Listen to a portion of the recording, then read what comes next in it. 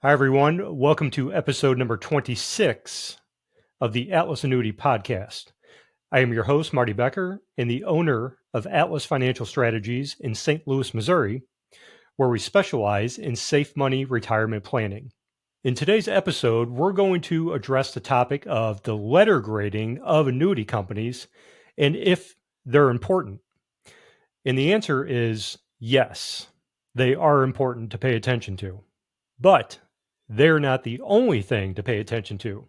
There's several other factors that we take into consideration when choosing the right annuity company that will suit the purpose of your money.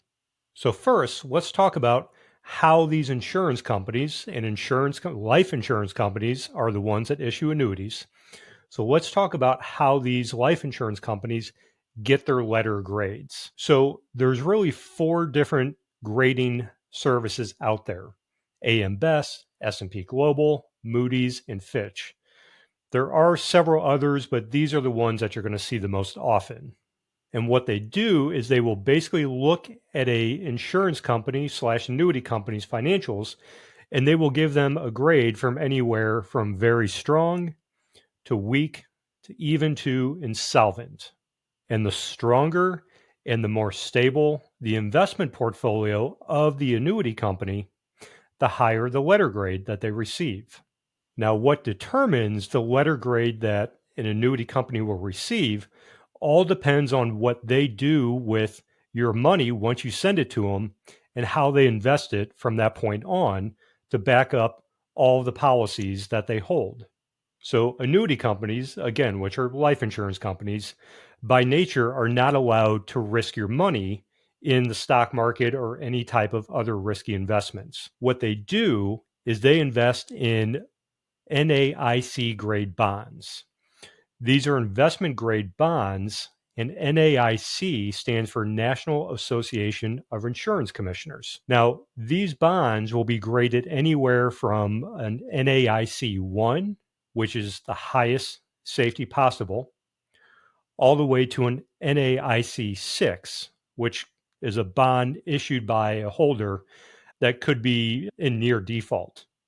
A number 1 is the highest probability that the bond issuer will pay the money back. And then the risk goes on from there all the way to an NAIC 6. And the vast majority of life insurance companies will have over 90% of their investment portfolio in NAIC 1 or NAIC 2 graded bonds. So very safe. Then the annuity company has a liberty to take a little more risk to invest in some of these lower grade bonds to possibly increase the return of their portfolio. Now, an A rated company may have, for example, about 94% of their investment portfolio in these NAIC number 1 and number 2 graded bonds. A B rated company may have 92% in NAIC 1 and 2 grade bonds. So there's a very small margin between getting an A or a B. However, even though the letter grade is important, there are a couple other things that we want to take into consideration. Number 1 is something called risk-based capital. Number 2 is something called solvency ratio. The risk-based capital, most people have never heard of this, but it is important. And you can see on the screen here, in a nutshell, what risk-based capital is it measures the amount of capital required to meet different elements of risk, including asset, interest rate, insurance, and business risk. So basically, they're stress testing the company financially. A company reporting about 200%, what they call the RBC score, that is considered within acceptable limits. But RBC ratio, risk-based capital, ratios of about 300 to 350 are really more common in the industry. Now, there are companies that have much higher than that. So the second criteria that we want to pay attention to, in addition to the letter grade, is what's called the solvency ratio. Now, again, on the screen, if you're watching this, The solvency ratio represents the company's ability to meet its policy's obligations, both life insurance policies and annuities. And what that is the assets are divided by each $100 in liabilities that results in the solvency ratios, which is always expressed as a dollar figure. So the higher the amount, the stronger the company's position to cover unforeseen emergency cash requirements. So we obviously want this to be above $100, and the higher it is over $100, the more solvent the company is. Now, you're never going to find a company that's like 150.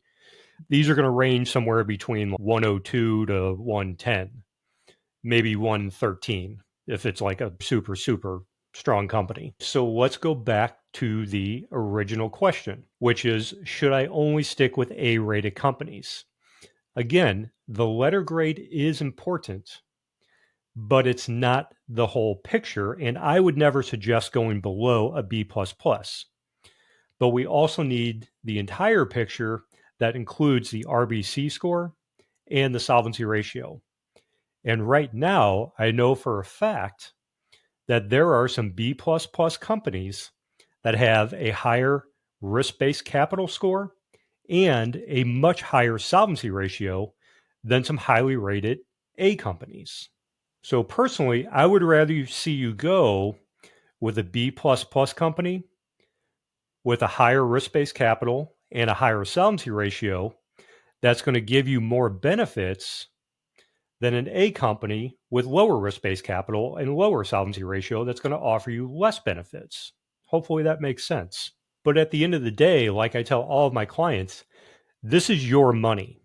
So you're the one who worked your entire life for it. So I'm going to do whatever you want to do, and I'm going to provide you with whatever company you feel the most comfortable with. That is 100% your decision. I'm going to show you all the recommendations and what's available, and then you make the final decision based on all these criteria that are presented. So that leads to the next question. How do I start selecting these companies for you? There are 4 main criteria that I look at when I'm selecting a company for any of my clients. And again, if you're watching this, you're right on the screen. So number 1 is the financial strength of the company itself. As mentioned above, my recommendations are always going to be a B++ or above, while also taking into consideration those other 2 criteria. Number 2, who's going to give us the best benefits? So the benefits will be individually chosen for each client depending on their needs and the purpose that we're assigning to their money. Number 3 is customer service.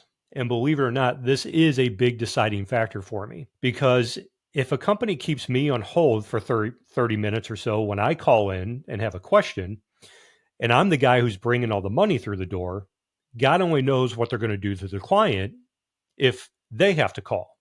So this really is a big deciding factor for me. I rather see you take a little less benefit from a company that I know has excellent customer service than get a little extra benefit from a company that I know has terrible customer service.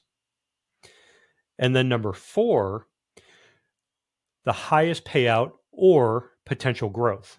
So again, depending on the purpose of the money, whether it's income or just protection and growth, will determine what company I recommend.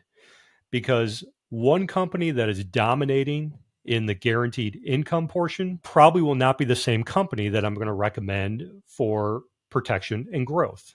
So everyone, that was a quick hitter today. I just wanted to go through real quick how the letter grading works, because I know some people get hung up on, hey, I only want a AAA rated company. And you know what? That's totally fine. You can have that, but just be prepared to get substandard benefits from those companies, because they're so overly cautious that they really can't offer anything competitive. So I really hope this gives you some insight into the letter grading and how to pick an appropriate company without being completely freaked out by the letter grade. If you've been recommended an annuity by a company that you're just not sure about, go ahead, feel free to reach out to me. Okay, you can book a short phone call at atlasannuity.com, and we can take a second look at it and get all your questions answered. And if you found this information helpful and you want to learn more about annuities and how they function and how best to use them, a really good resource is, again, to go to atlasannuity.com, go to the video section of the website, and you will see my video series, 20% More Spendable Income in Retirement. And if you like this information, you find it helpful, do me a favor, like this podcast, subscribe to it, and share it with somebody that you think it could help. So again, thank you for joining me. My name is Marty Becker. I wish you all the best in your financial education, and I will see you in the next episode.